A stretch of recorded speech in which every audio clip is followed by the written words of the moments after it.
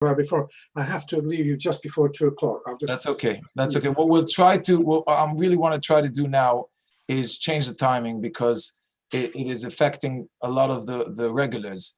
What do you all say about 12 to 1 p.m. on Friday? Just the same thing, just 12 to 1 p.m. because 1 and 2 already a lot of people just before on Wednesday, like today. What we'll try to, what I really want to try to do now. I have a yoga class, so I can't. It won't work for me, but carry on anyway. Okay. One more point, and I'm going to put it on Facebook. 1 second. Let me just put it on Facebook. By the way, all the other stuff that we have in our community, all the motels, it's a shame that it's not on Facebook. It's a shame that the people cannot visit it later on.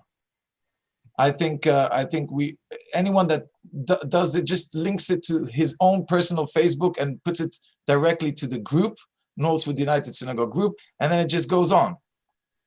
1 second. Let's find it. And now we are almost there.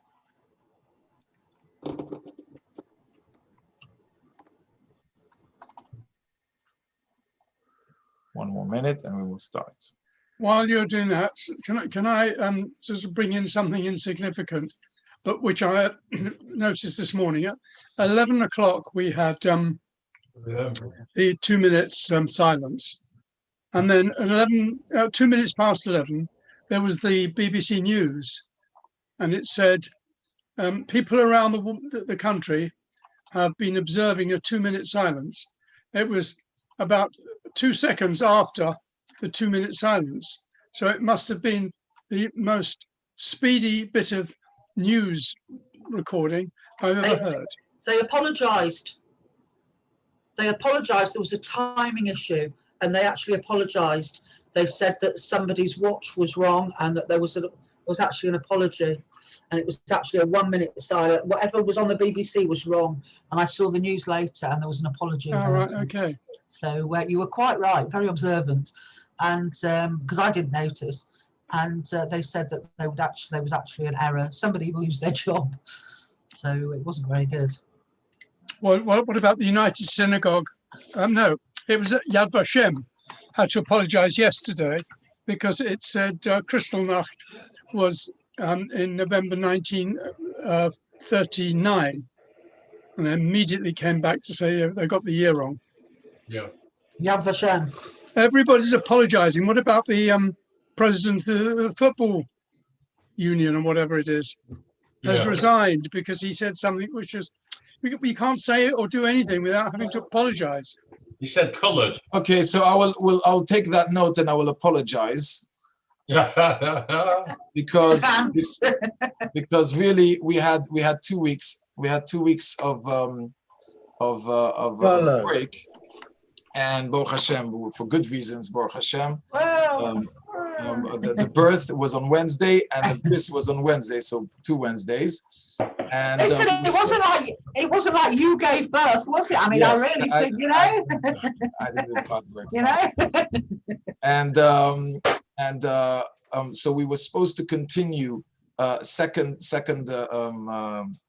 part of legendary creatures in Judaism, which I am going to address with the little time that we have a little bit about the legendary creatures to finish that up, and also to talk about our subject today, birthdays in Judaism and Jewish birthdays and how we react to it. Okay, so, and if you have questions, please feel free. We talked about vampires, werewolf, we talked about Esav, we talked about a phoenix, which is a special bird, we talked about Adonai Hadas, the creatures that come from the earth, mermaids a little bit, fire slander, so on, but mainly werewolves and vampires and all that gothic stuff we touched. But there's a few more that I would like to just address, and I know it's a subject that we all know about. But let me just touch some few points. First of all, there is the Leviathan, which is the big whale. And then there is the Shamir, which is a special creature that has laser in his eyes and can cut anything. Then we have the Nephilim, which is the people of men, which is interesting. It says in the Talmud, Rabbi Shimon Bar Yochai says that whoever says Nephilim translated to the sons of God, he is cursed. He's not allowed to say that. I found it today, Brian. I know Chas v'Chalila, no. But it says he's cursed. Why? Because it's Elohim means authority. It's not God. It means authority. And I would say maybe Rambam said it. Rabbi Shimon Bar Yochai Tana said it inside, not to say that, so that's important. Then we have the sea monster, which maybe could be the Leviathan, or could be the whale. It's Tanin, or the serpent. We have the Nachasha Kadmoni, that's the snake that was before, that had a wife, by the way, and was called, some say Lilith, something you're not allowed to say that word. It's a very name that is, you have to be careful. It's the name of kind of a female demon that had relations with humans and basically put them into a specific scenario with a partner called Na'ama. Some say that when it says that the sister of Cain was Na'ama, was Achot Tuval Cain Na'ama, was the partner of some kind of demon that went into Cain after 130 years that he did and brought these people, and we'll talk about it in a moment. And then of course we have some Tanin, which I said it's a big thing, and then the Dibuk, which is demons, and so the Dibuk and the demons. I don't know if you remember 5 years ago, I gave a 5-series speech, or 2 or 3 series speech about the afterworld and demons and all that. But that we talked about. But today we're more into the creatures, and then we will go to the birthday. So let's start with 1 second. Let's start with this idea, which is called, 1 second, we will start with, let me open this up, share screen. No, sorry, not this one. Oh, excuse me. Okay, cancel.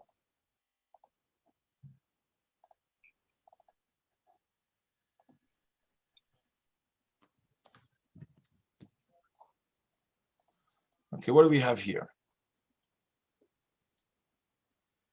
Rabbi Yishmael ben Satriel also testified before Yehuda, and he said, once an egg of a bird called Bar Yochanai fell, so it's another idea, it's another type of bird, and the content of the egg drowned 60 cities. So it's so massive, it drowned 60 cities and broke 300 cedar trees. The Gemara asked, and does the Bar Yochanai, which bird, throw its eggs to the ground? But it isn't really kanaf. Bird rejoices. How can that be that he throws it to the ground and destroys? So the answer, for she leaves her eggs on the earth and they warm them in the dust, and then it comes out. The sage understand that it's another name for the Bar Yochai bird. Okay. So Rashi says it's a specific oath. I wanted to show this to you because other than the slander and other than the phoenix, there is another type of oath that has massive eggs that fall down, and it's brought in the Talmud, that is also some kind of a creature that did it. Now, let's really focus a little bit on the demons and the Nephilim, and then we will go around. Okay, so let me see this. Let me share with you the screen. There is an interesting zone. Now, don't take me on this English because that's what I found online, but I don't like really English, but I'm doing it for you to get the Zohar in English. It's hard to find the Zohar in English, and we will read it a little bit to see what's happening over here. Okay. The Zohar, of course, is the mystical part, is Rabbi Shimon Bar Yochai. Rabbi Shimon says Adam was stated, was separated from his wife 130 years ago, and during which time began demons and elements which swarm into the world.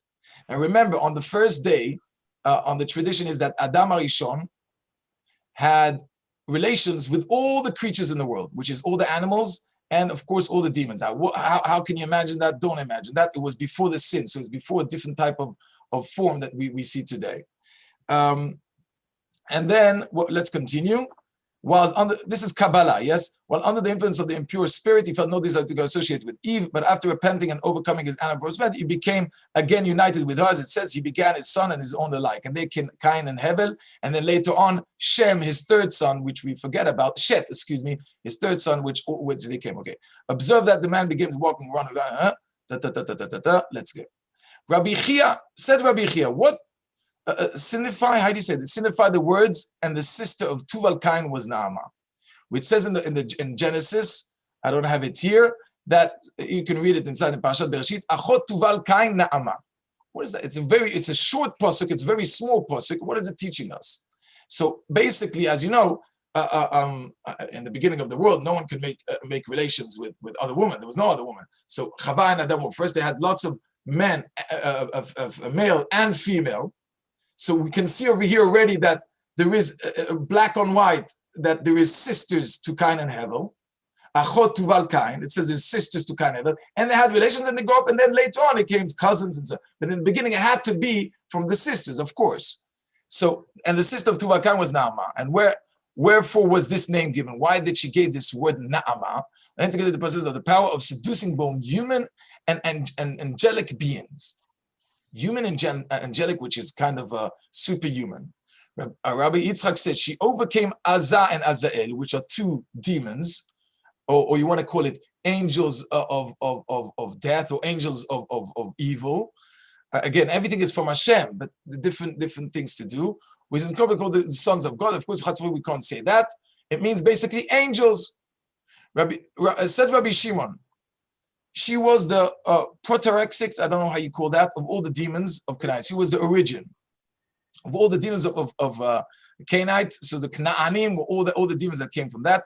And she is that along with Lilith afflicted infinite children with epileptic diseases. This is an ancient text. We're talking about the text before 2,000 years ago, and we're talking about Lilith, which was the wife of the demon Ashvadai, which is the head of the demons, because Hashem also creates male and female for everything. So also in the demons He created it, and therefore she had we call it a forcible with Naamah to the sons of Adam, which is Cain, Tuval Kain, and he sinned and so on. So from the sin created demons, different types of demons. We'll see in a moment. Demons with humans together, or angels with humans together, and that's where the Nephilim starts with. Said Rabbi Abba to Rabbi Shimon, Master, you have settled us about she inspired men with carnal desires. And by the way, it came epileptic disease, because with every sin comes negative effects. And said Rabbi Shimon, this is true for that she existed lust in human beings, yet this does not prevent her from afflicting young children. Okay, she's talking in the present time and in the world, so she is over here. And said Rabbi Amma, seeming that demons and elements are subject to death, wherefore do Naamah and Lilith continue to exist through the ages? How can that be? If they die, why don't they die? Because it's interesting. They say over here that there's a difference between the angels live forever in terms of the mission, but demons they continue to bring demons. Every demon's bring the next demon. So what's happening to them? And this is the most important. Brian, could you please read this? The last paragraph. We can't hear you on mute. You're on mute. Rabbi Simeon replied, all demons and elementaries do indeed die, but Naamah and Lilith, together with Ageret, daughter of Malat, their offspring, abide in the world until the day that the Holy One will banish and drive all evil and impure spirits out of the world, as it is written, and I will cause the unclean spirit to pass out of the land. Woe unto those who are ignorant and therefore unable to avert and ward off the influence of these defiling elements, beings that swarm in their myriads throughout the world. If it were permitted to behold them, we should be amazed and confounded and wonder how the world could continue to exist. Okay. You can read it. Just that's the idea. And so Rabbi Shimon says that where was it? Rabbi Shimon said that they both have had the relations with them. 1 second. Okay, Achot Tuval Kain. We said over here. So basically, you can look at this source and you can see it's inside there. Now, so let's do a little bit of a clarification. The Nephilim, Hashem said there's three suggestions what the Nephilim means. A, the angels saw that the people were wicked in the time of Noah, and they said to Hashem, "Oh, hey, you made this type of human. We can make. Why don't you make humans with angels, a hybrid, and we will correct, angel people." So they actually created those angels, people, and the Nephilim, and that's what the hybrid of angels and people. Some say they became giants, some say they became different types of demons, and they were in the world, and it was scattered all over the world, not necessarily in one location, as Adam Rishon and his family were in one location. That can explain, people in America or people in islands that had no communication and where they came from, because Hashem brought them down. How did they fall down from the sky? It doesn't really matter. Hashem put them there. That's the first idea. The second idea is it's on a spiritual level that Hashem told them that they need to elevate like Nephilim. Nephilim also could mean elevations and so on.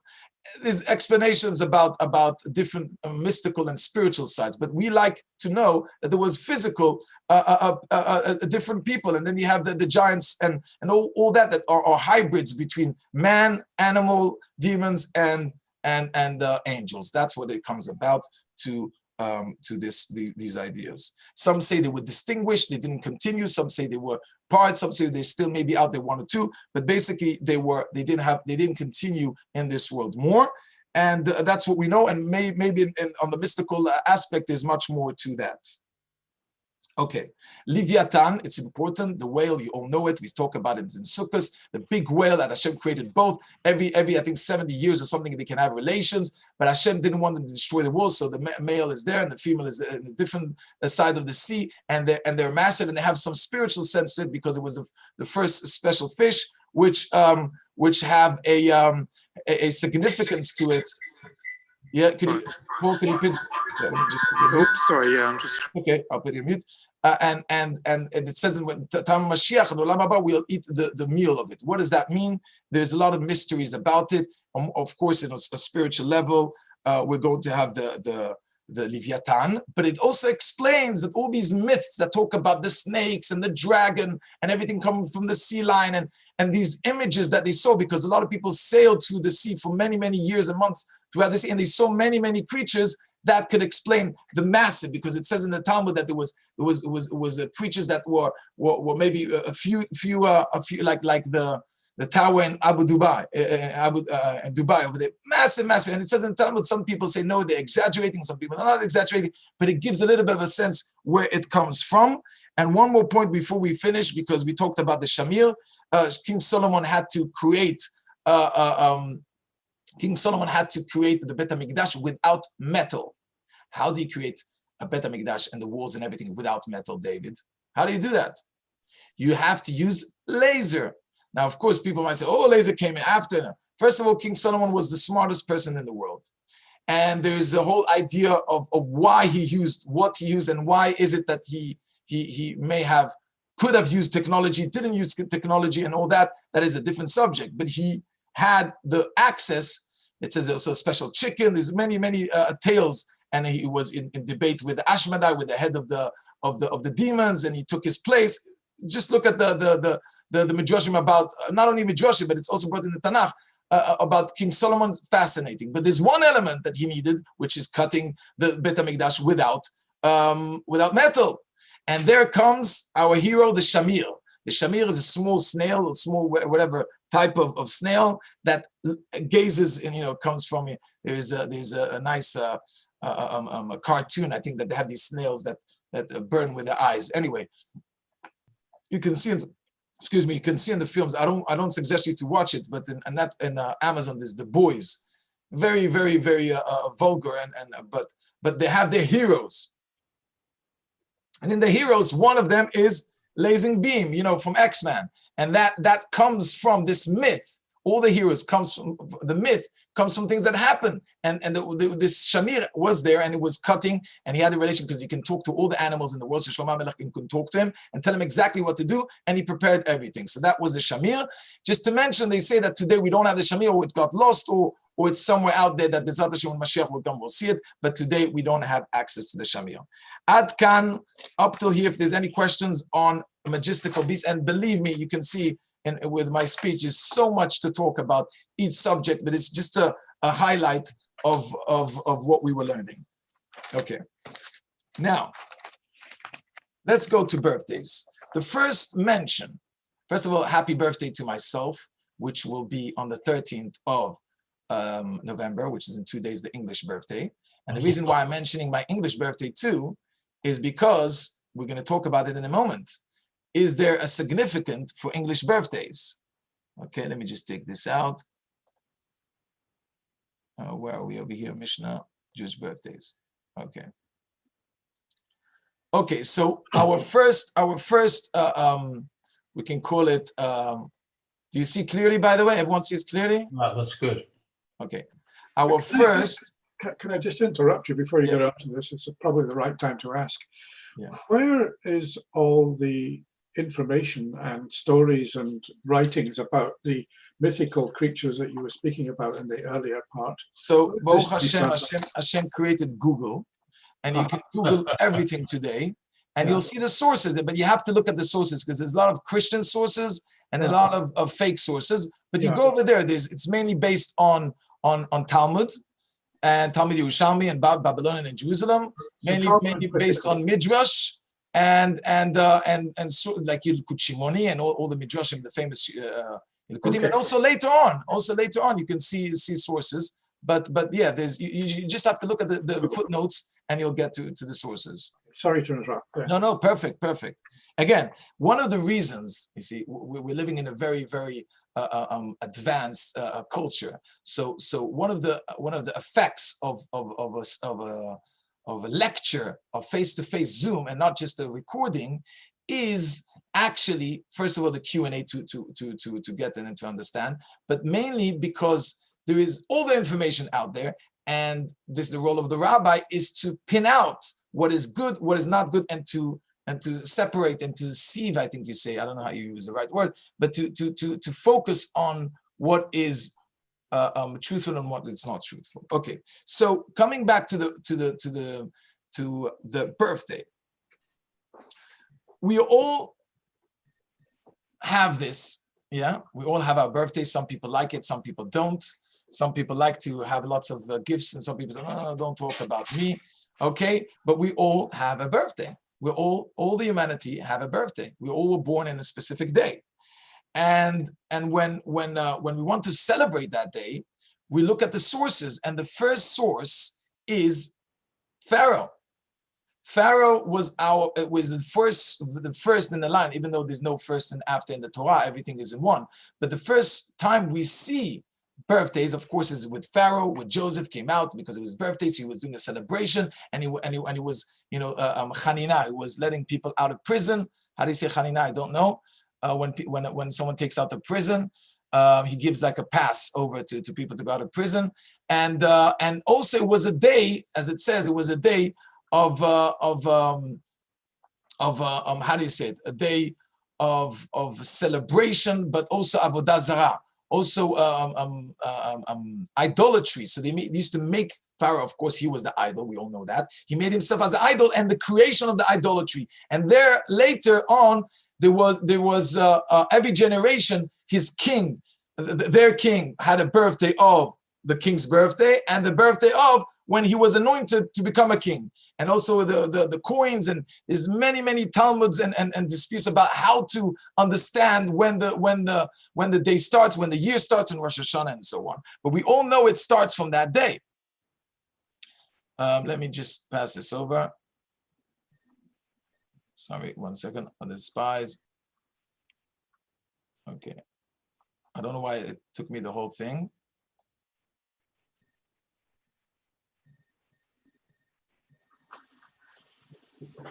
Okay, so on the third day, his birthday, Pharaoh made a banquet for his officials and singled out his cheaper grain. Okay, very good. We all know that. Rashi on the commentary says it is called avodah and the chot avodah zarah. The cause of the passive from holada, which is because the infinite is born only in the assistance of others. For the mudwife delivers the woman, and that's why we call it holada. And the meyaledet comes from holada. So we see the word holada means to become birth, and someone needs to help. But what is also interesting, and we will see that, as I said, the goyim, the non-Jews, have special festivals on that day, and there's a question: how do we see it? Are we allowed to celebrate on those days?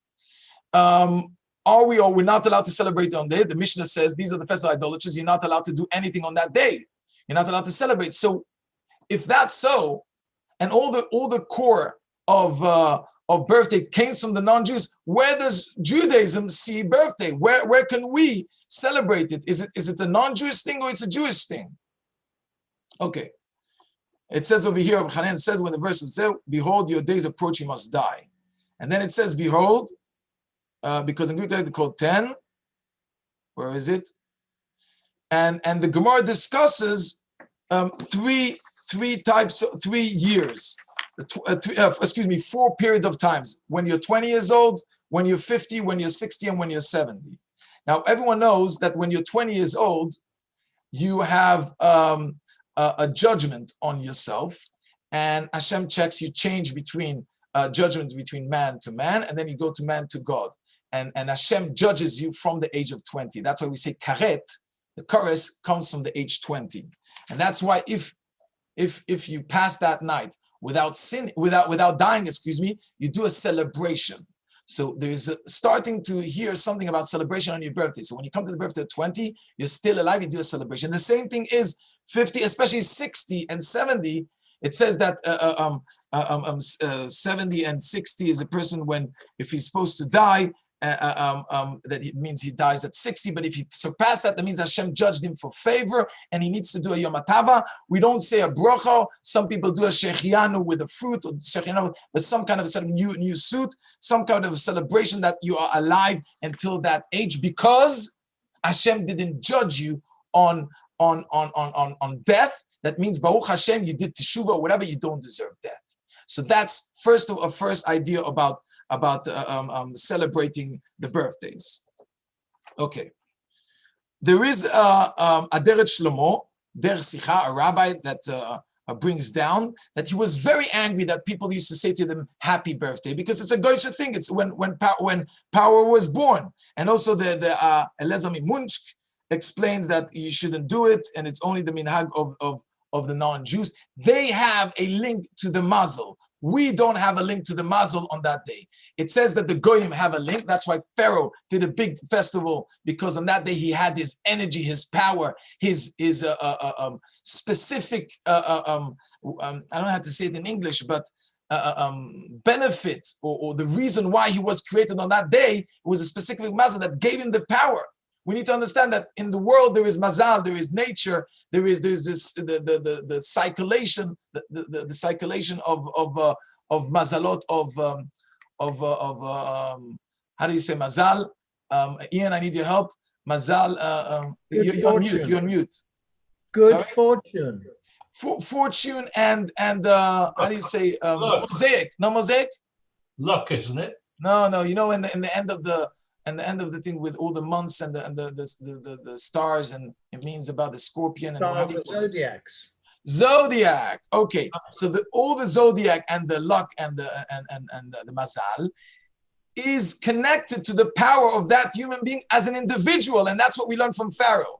But the question is, it is only on goyim or not on goyim? Only on the nations or also on the Jews? Because it says that Israel is above the mazal. So how do we understand it?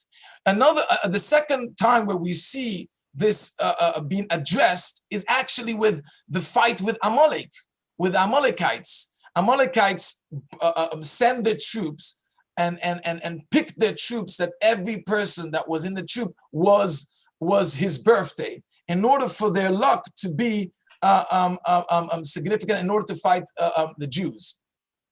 Where Moshe Rabbeinu, it says in the Midrash that he mixed everything, and he mixed the birthdays that he shouldn't have that power. But we see again that they have a power on their birthday, so they went to fight on the birthday. But some say yes, okay, very nice, but that's only non-Jews. Again, it's Amalek. Where do we see the Jewish source for mazal and a birthday?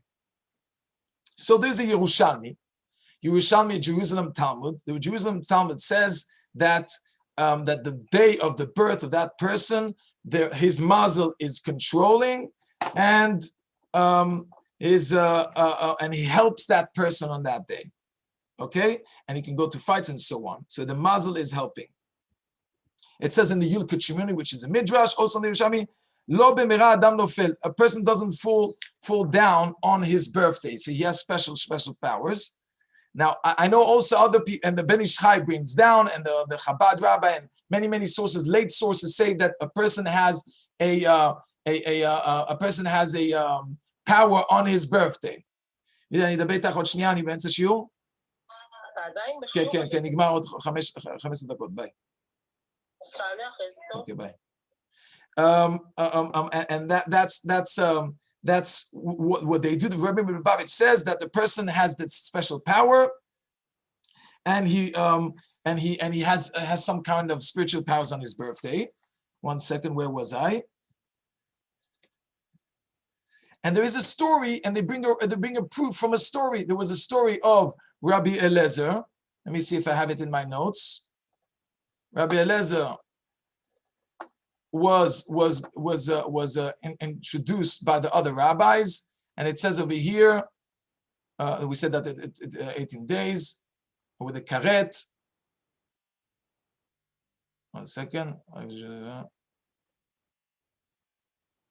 It tells over here about the years. We mentioned it before, but I don't have so much time to go through it. So let's, yeah.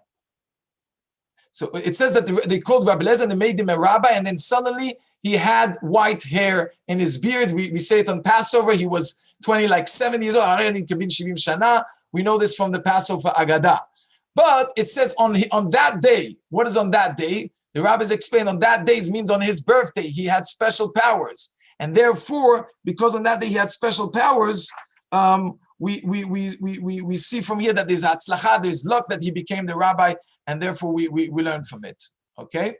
So that is another source. So we got the sources. Now let's go a little bit into the application of the birthday. What does it mean for us? Now a birthday, as I said, a person on his birthday has to do, the Rabbi Chabad said, he has to do a cheshbon hanefesh. What is a cheshbon hanefesh? A person needs to dwell and to check his actions. What does he do? What happened until this year, and why did Hashem give him another year to live? Remember, the tzaddikim, the righteous, they fill their years. That means they were born on a specific date, and they also die on a specific date, like Moshe Rabbeinu, David HaMelech. They also die because they fill their years. So when the year comes, they finish it, and then that's it. Sometimes until 120, and Hashem said that's it. Sometimes it comes before the time, and then a person needs to think. So every time he comes to his birthday, he needs to recalculate. Okay, what happened to me this year? Was I good? Was it? It's a kind of a mini Rosh Hashanah, but individually to you, with teshuvah, but more with meaning, more with what is my goals? What am I going to do better? And what power can I help the world? And that's why he has the power of blessing, to bless the people, because he needs to approach and bring it out. And also to say, wait a second. Why does Hashem need you in the world? Why did Hashem bring you to the world? This is the totality of the world. And then Hashem said, wait a second, Ian, David, Marsha, Paul, we need you in the world. The world cannot continue with it. You know, it's a famous quote, but it really means that. That means everything is exact. It means we need you to fix the world. You have an integral part.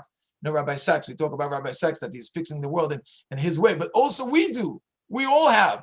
And on that day is that significant of power that is changing the world. So we receive the power of our unique power, our unique mission on that day.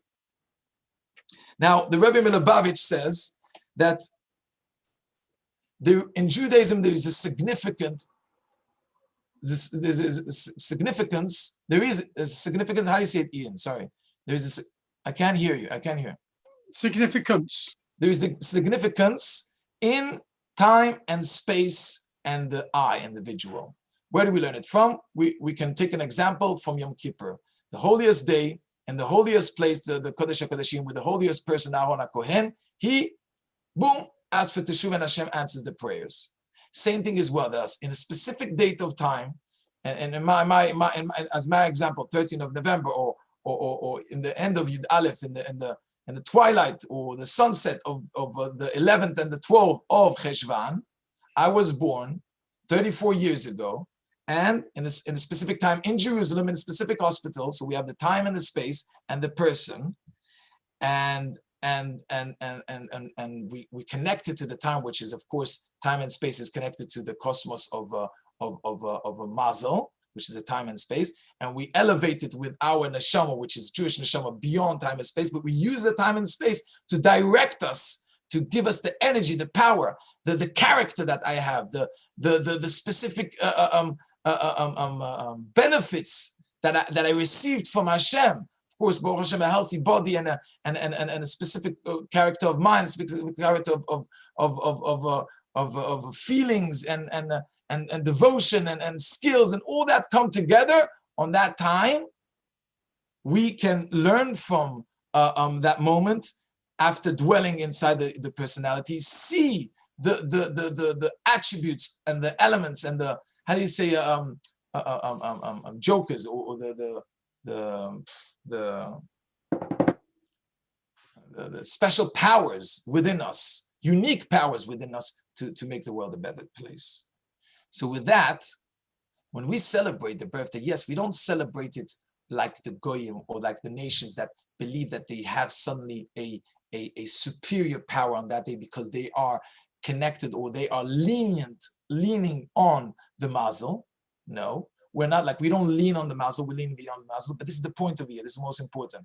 We don't lean on the mazel, but we have the tools of the mazel in order to use it beyond time and space, beyond our abilities, with the help of Hashem, and to expand it to all over the world, specifically, uniquely of the person's character. And by the way, without to say, the name of the person is also connected. So it's not only time and space, it's the name of that person. We have your Yitzchak, we have your David, we have your Miriam, Marsha Miriam.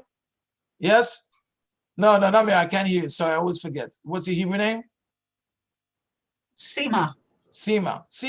That is part of the character, and that is a trait. So, if I asked you, why is the birthday so important, Yitzchak?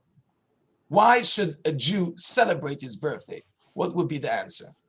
Well, can I ask you another question before Yes. you ask me that question? And that is, if the birthday of a Jew has such significance, although different from the significance for a non-Jew, why is there only one reference, I think, in the whole of the Tanakh to birthday, and that's Pharaoh's birthday? Why, if it's so important, is there no reference to it? Because to be honest, cheshbon hanefesh, teshuva, dwelling and looking and searching in yourself, you have to do every day. See, every day is a birthday. Every day you're born again. Every day Hashem gives you neshama again. So really, every morning when you say Moy Daniel, teshuva, Hashem, it's a mini. But on the birthday itself, it's important. And that's why some rabbis said, yes, it's every day. Some rabbis said, no, you need to give it the significance, because in the circulation of the sun and the moon, in the circle of the Jewish calendar, it's important. Now, if that's the reason, there's also significant on the secular calendar. Why? Because even though you're counting the days differently, and you might say, wait a second, so it's like one day doing this, one day doing that, it doesn't matter. Because the idea of the birthday, because again, it's not that we use the power and the power is there or not there. It's about using what's within us and elevating it and bringing it above. So it's like a mini Rosh Hashanah for us. So it's for us to bring it up. And that's why we need to celebrate our birthday. Why? Again, Yitzchak, why do we need to celebrate our birthday? Because A, we're thanking Hashem that we are born, that we're alive. B, is because we are looking within ourselves in order to know our powers. You have, Yitzchak, different powers than me. We can all know that. You write much better than me. But even without skills, even without professions later on, people are born with the elements better than each other, right? David, more analytic, or more visual, or more. Well, everyone is born with a different trait, yeah. And therefore, we need to see that element and empower it to use it in the world. And that is what birthday means. And that's why it says, let's bring it down. That's why it says that a person should celebrate in the Ben Ish Chai. He should do it. And it says in the Moed Katan, Rabbi Yosef, whenever he used to come to a big birthday, he used to do a big a celebration. And he used to Yom HaTava. Yom HaTava is like a Yom Tov, but individual Yom Tov for himself and for his followers. And that's why we will, at the end, the Rami Lubavitch, which I really respect, brings this power that the Jew has of course, with the Hebrew birthday more than the English birthday, because that was the real day, the real calculation. The real has on his day to give blessings, because Hashem brought you to this world to give blessings. And throughout the year, our mazel is less stronger. But on that day, our mazel is strong, is higher and higher, and we have the ability to pass over mazel to other people. And that's why every time on Simchas, what do we say? We say Mazal Tov. We don't say, hey, Israel is not in the mazel. No, we say Mazal Tov. May you should have a good mazel. Also in the physical world, also in the physical mazel, you should have good success. And that is the power of the birthday. Chazak Baruch, any questions? Please. I'm a bit confused, because you're talking about, I think when you talk about the zodiac, you talk about astrology, right? The 12, the Pisces and all that stuff. And then you talked about, which you said is not for us, right? That's not what we believe. What I meant is, it's there and we have it. Yeah. The question is, are we leaning on it? Yeah. Or can we elevate it above? That's the difference. Okay. Is it the non-Jewish nations? They're connected to it. They can't leave it. Esav is red. Is Edom. Ishmael is they're fixed. Yeah. I understand, but you talked about time and space. So you're saying that you know the time you're born. You're just saying you know your time you're born. You know where you're born, and that directs your character. And every character is unique. But I mean, I'm not interested in astrology at all, or any of this. The birth signs or reading horoscopes, anything like that. But I do know that there are people who say that if there are astrologers, whatever they are, who say that if they know the time you're born, the place you're born, whatever, they can produce this sort of personality profile of you. It could be a personality profile, but remember, you can always change a personality. But it's based on your birthday. It's based on they need to know the time, the place, and all the rest of it. So. Are you saying that as Jews that we should believe in that? Oh, okay. Believing in what? Character? You have a character. Yeah, future? Anything that, one second. Anything that, this is important, anything that touches the future, get out. If someone says... it's not the future, but this is human beings. Okay, this is astrologers, whatever, who say that I can tell you, I can draw up your personality chart. I can know where you were born, when you were born, your name, your gender, and I can, from that, I can deduce things about, I can tell you things about your character, your personality, not the future. Not if they're spot on, they're spot on. If they're accurate, they're accurate. But remember, Marsha, we can always change our character. So they might tell us what we were born with, but we can change it. But they might say to you, Marsha, you have integrity inside you. You're very strong and you're out there, and it can be very, very true. But it's not necessarily that you didn't change it. And that's the difference. You have the characters inside. Remember, there is characters which you can change and you will change. And then there is, Ian, maybe you can help me here. It's not tools. It's not, it's a muzzle. It's a muzzle. Some people are very good. And I know, I'll tell you, let's get sources from the Talmud. Talmud says anyone that was born in a specific date, I don't know exactly, with the I think on Adar or whatever it is, the moon, a red moon, he will be a shochet. Meaning because his blood over there. What does that mean? It means that he was born in a specific date and he gets a trait that he's good with blood. Now he can choose either to kill people or to do mitzvahs of shechita, of butchery, or whatever it is. And there he balances it. So people are more cold, people are quiet, people are more loud, people are more accurate. It's different types of personalities. And that's what gives the balance. But what about, okay, so... Right, so maybe like that. So they say, I happen to know this, right? They say that people who are born under the sign of Pisces, which is in March, okay, it's one of the 12 horoscope things. People who are born under the sign of Pisces, which is February to March, are naturally carers and are more likely to be nurses. Yeah, right. very now, I'm Pisces and I was a nurse. My background is nursing. Fantastic. But statistically, more people, if you actually looked at all the nurses in this country, Jewish, non-Jewish, from whatever. No, but it doesn't. Marsha, let me stop More you. of them are born No, at that no, time no, of year. How can that be? No. It's not nurse is not a profession. Nurse means No, but you're they said- nurturing and yeah, you're giving. yeah, So it yeah, could be yeah. that everyone, and again, most of the people you might see, let's say Scorpion. I'm a Scorpion. Yeah. Now I have some personalities as a Scorpions, and there's, and that's not bad. It's, you know, you go Yeah, to Scorpion, you'll see.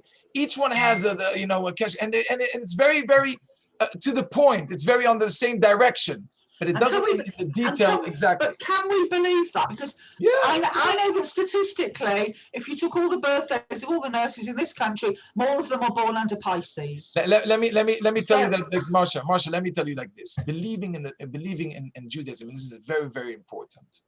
When you use the method of believing, you can believe anything. You can believe aliens, you can believe that, you can believe, okay, you can believe.